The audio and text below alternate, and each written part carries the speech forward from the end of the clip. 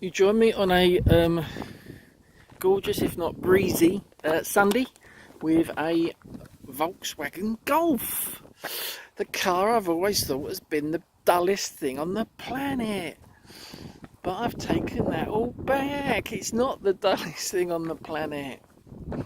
It's actually an exceptionally good car. So believe what others say. Yeah, I'm currently in the Peak District, as you can possibly see. So I've put quite a few miles on this. This particular model is a Volkswagen Golf GT 1.6 TDI 115 PS 7-speed DSG, which is automatic to real people, 5-door. It's got a couple of optional extras. It's got, normally this would come with 17-inch alloys. This has got 18-inch alloys. What else has it got? It's a deep black pearlescent paint, which is just black, like the other one. It gets really dirty. It's got a rear view camera, which is back there somewhere. I think it might be in the door handle. I think that might move. Sorry, I think that might move when it goes. And we've got a lovely lot of green lane motorbikes.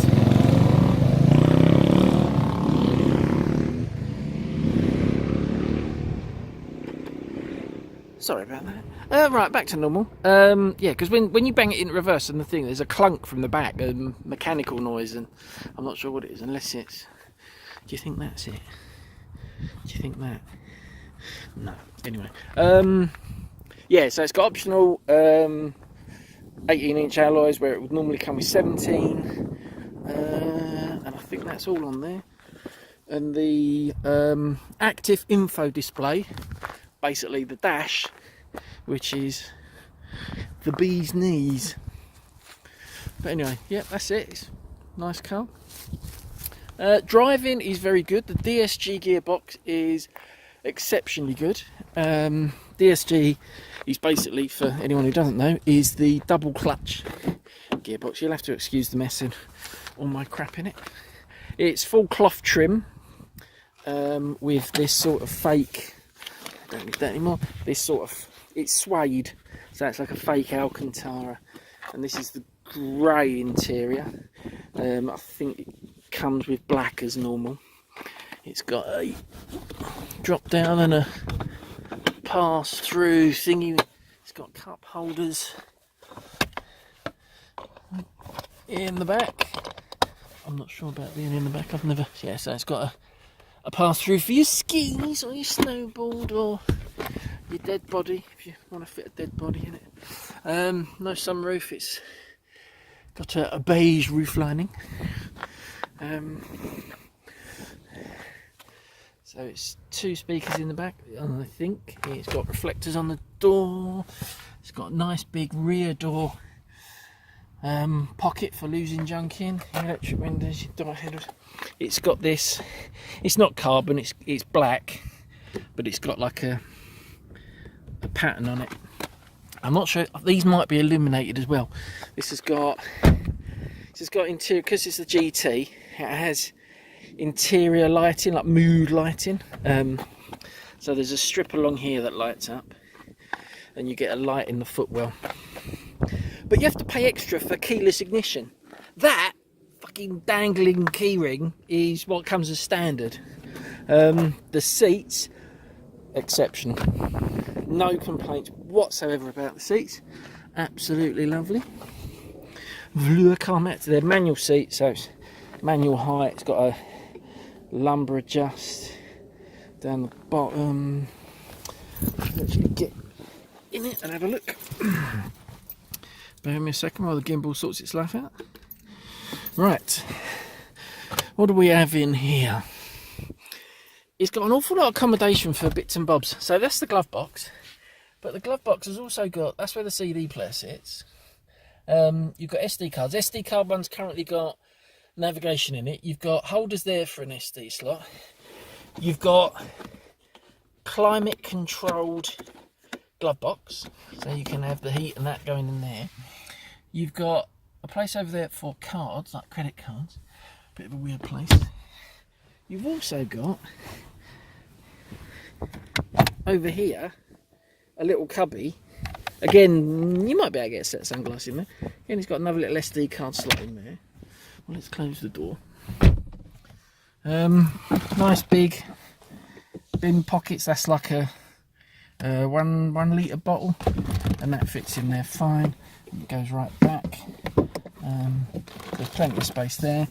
You've got all your standards, full electric, single press down, single press up on all windows, the lock, central locking. This is for your mirrors, and it's also, it's left, right mirror adjust. You've got, if you can see that, that's the one for bringing the mirrors in. So if you put it to there when the ignition's on, he says, they would normally come in. Oh. There we go. And it has got the option of, whenever you switch the ignition off and lock the doors, those come in, which is fine if you want them to break within a couple of weeks, because I'm constantly locking and opening the doors and stuff like that. And then the last one is just the heated, for the heated moves, which is a bit weird. I would have thought that would have been integrated with like your standard rear demister. So that's the 12-inch LCD dash. So you've got that, or you've got the conventional ones. If you get this as an option, it is absolutely brilliant. But it gets to a point where the information that's on it can get too confusing. There can be so much info on there. It's unbelievable. But yeah, you've got like a SOS button. You've got, which is what I like, sunglasses holder in there, which is like rubberized. You've got light, which is activated by the door. So see, so you just pull that, and you got the light. The airbag deactivation thing is on the side, around the corner. Same with this. Light activated. You've also got a clip there for documents. The central dash, you've got the infotainment type system. You've got a conventional air conditioning. Again, this has got the DSG gearbox. It's got the cup holders in the wrong place. No, they're not too bad. I've got this 16-ounce cup, and it's there. Okay, because this is an automatic, it's brilliant because you set it in gear and you hardly ever touch it. But if that was a gear stick, that would just constantly be in the way. I presume those cup holders are in the same place on the manual. On the automatic they work, but on a manual that would just get in the way. They're good cup holders though. And you've also got the 12 volt socket. The auto hold, I think you get that with the automatic, and basically it just holds you on the hill so you don't have to keep the brake pressed. It's a bit like putting the handbrake on automatically. And then you've got the electric handbrake button there. You've got your mode, which is like sport economic mode. You've got the auto start stop on off. Bear with me, gimbal's gone a bit mad. That's better. You've got your standard box, so you've got park, reverse, neutral, DS. So normal would be drive, pull it back, you go into S, which is the sport mode. You get the indicator on there, so that would be an S. Pull it again, you've got drive, and you can, if you really want, and then when you're in the sport, you can also operate it with the paddles, because you've got the flippy paddles there and there, which are just on the, or you can shift this over and use this as like an up and a down, and it comes up as M. So when that goes over, it's drive, sport, etc., neutral, park. Okay. Yeah, this dash, you can do almost anything with it. You've got a button here, so where you press the view button, and then the view will let you tell you what you want in the middle. So you can go up, it tells you what you have over here.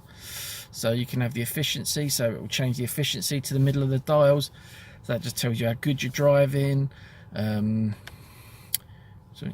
at the moment I've got it on nav, so you can have consumption and range pop up. Press view again. Got gear and speed, classic, which is just the standard dials. Your driver assistance, so that's how long you've been driving. That I like that. It puts the it puts your turn signal, your turning navigation warnings up here. So it says left, right, backwards, forwards, etc. What you've also got, you've got these two silver buttons, and these will scroll what's displayed in the center. So you can go to the audio, so if there was audio playing, it would tell you what info on there. Got telephone, what it's connected to, vehicle status. You can go in and that will show you different parts about the vehicle, like the oil, the temp and all that lot. You've got range, assistance menu. So the ACC is that's where it gets really confusing, and I think too much information can be displayed, because it lets you know the distance in front of the car to the vehicle and behind, and what's on the sides. And when you've got all these things going off, and it doesn't take much, it takes like braking or dropping back or whatever to disengage it. So I find that a little bit, and you just go back to navigation. You've got manual trip reset down the bottom, total mileage, trip distance on the left, standard rev gauge, and a standard speed gauge. Everything's changeable in the menus. So this is the standard menu. Sorry about it all being all shiny. And this is all piano black, which, as you may know, I absolutely hate. So you've got all your radio stations, AF off, so you can scroll. So you've got 18 presets that you can have on there. It's really really shiny. Media, so you can select, go Bluetooth, audio, SD card, auxiliary, standard phone. I'm not sure if this is Android based or not, but it hasn't crashed. Voice, so you can activate the voice control by means of an activation key. Please contact your dealer. So we haven't got it. We've got nav. The phone sitting up here is on a magnet base that I've put in there, little devices that you put in the air vents. So this gives you your navigation when it's not on the screen. You can change where you have the map, down there. So it takes the map away from there. And also this is sensitive. So at the moment you've got the buttons, and then it goes back to a full screen. As you approach, you don't even have to touch it. It pulls up, and you can go into the settings. So you've got all your navigation options, nav announcements, manage the memory speed. Navigation is pretty good in this. It's not bad. Again, it doesn't show the actual speed that you're going. Car, so you've got car, and then you've got settings again. ECS, what the tyres are doing. Let's have a quick look on there. Oh no, I think I may have gone to the wrong one. Tyre pressure, loss indicator, speed warning when you've got winter tyres that have got a limited speed on them. Light, so you got switch on time early, which basically means your automatic headlights when you want them switching on. Headlight range control, so that's normally you'd have on other models, you have a button that sits here, you know, where you've got your height adjust. That's basically what that is. So the range is like you're up or you're down. Automatic headlight control in range, so when it starts to rain you want to put the lights on. Convenience turn signal, so look what that says. Sorry, don't know what convenience turn signal is. It's all in the manual. There's a big manual for this. So you've got instrument switch lighting, which is all your background. Oh, it's all backlit in white. So all of these are backlit in white, which is really nice.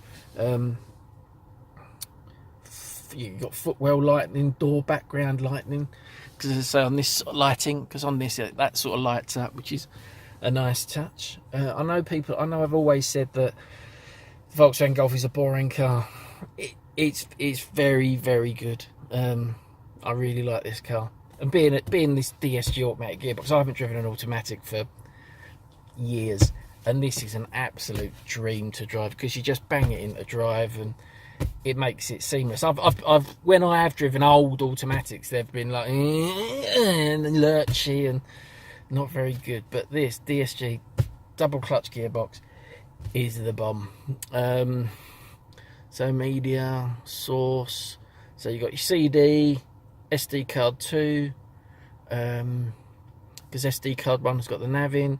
You got the BT Bluetooth audio, wireless LAN, so you can connect wirelessly to it. You've got the auxiliary, which is the socket down here. So you've got a USB in there, and then there's a phone adapter, and this is a closable compartment, and it will fit a full-size smartphone in there, which is brilliant. So, and it will close as well, which is great. You've got everything on this, everything that's available. You've got apps, so you can connect it with your phone. You've got Android Auto, Apple CarPlay and MirrorLink.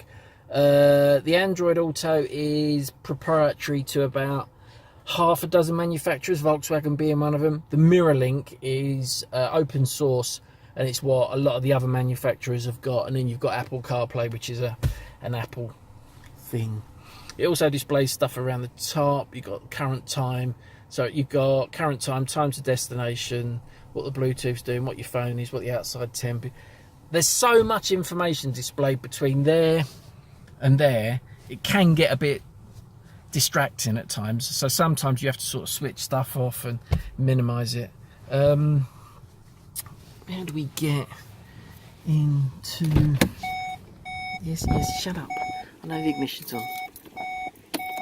Okay, right, so it's a handle, I presume, all back out into the wind. This is where the older gimbal's going to struggle. Sorry about the wind. Have we got yeah. Gas struts, yay! We've got gas struts! And we have an engine.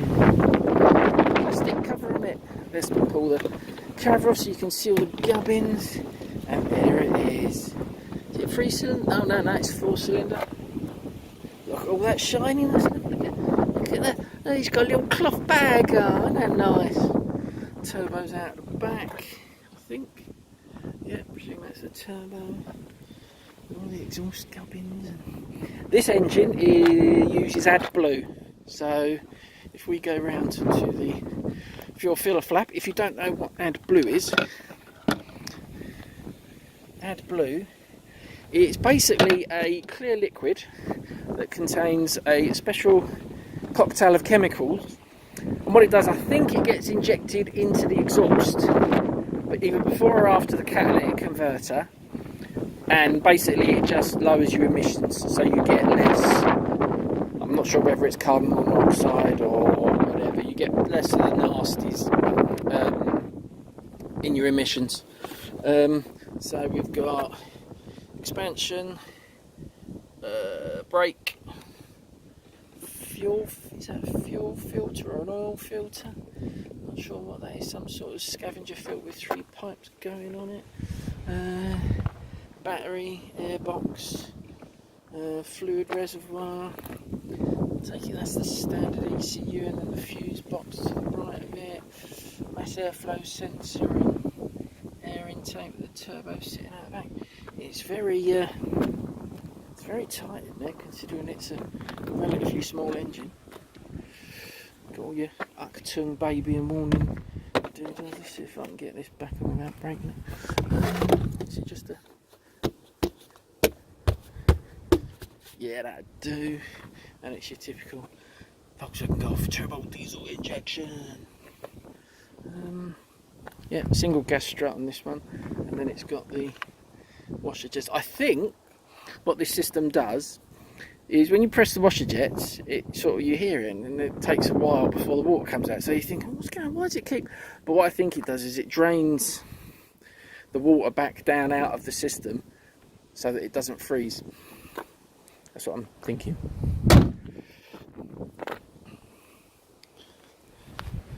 So that's basically it. It's also got additional, I'm not sure, I think these are standard, it's got helpful cornering lights, so that when you're driving and the lights are on and you go around a corner, it sort of points the fog lights in the direction you're about to turn. So it's black and it's very dirty. This thing's only done what, 5,000 miles? And whoever has had it before me, Jesus Christ. I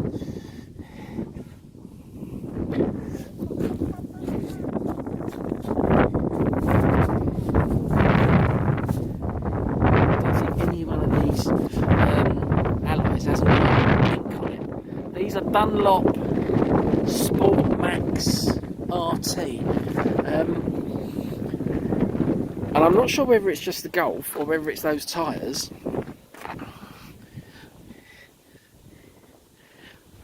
But I don't think very much of them.